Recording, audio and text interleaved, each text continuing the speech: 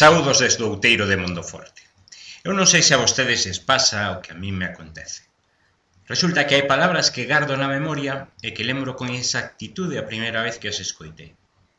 Sendo pícaro, escoitei ao meu veciño Javier a palabra áridos, referida a áridos de machaqueo, eses materiais areosos ou gravas que se obteñen mediante un proceso de machacado logo de extraer pedras nas canteiras e que se empregan para facer argamasa ou outros combinados para o seu uso nas obras.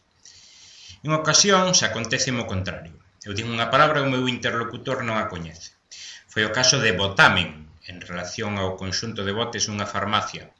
Isto sucedeu mentras paseaba na compañía do meu amigo César, compañeiro de estudios en Santiago, e lle comentei que o botamen da botica do pai de Cunqueiro aínda se podía ver nun dos despachos de farmacia que hai ao carón da Paula.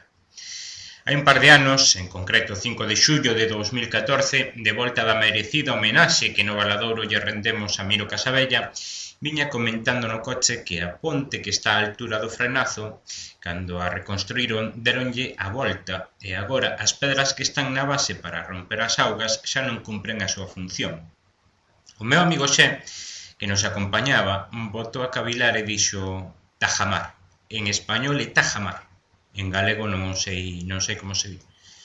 Tempo despois, lin por algures bec en relación a estas pedras, aínda que pode ser que se empregue por certa similitude, pois así é como se denomina a parte alta dos navíos antigos.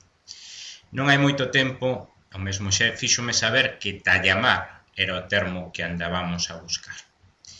Cando empecé a tocar a guitarra, en setembro do ano pasado, reparei na palabra cejilla, e tentei buscar axuda entre os filólogos coñecidos coa finalidade de aprender unha palabra en galego que se puidera empregar para referirme á peza que, aplicada transversalmente sobre o mastro dunha guitarra, serve para elevar a tonalidade da interpretación. Desta volta foi César Morán, profesor, escritor e músico, que me dixo que a forma brasileira capo podería servir, aínda que ele adoitaba empregar o termo brasadeira ou transpositor. Agardo que isto siga a acontecer e o gallá a vostedes tamén. Por certo, saben o que é unha xógara? Xa ora, para os focegos é doada.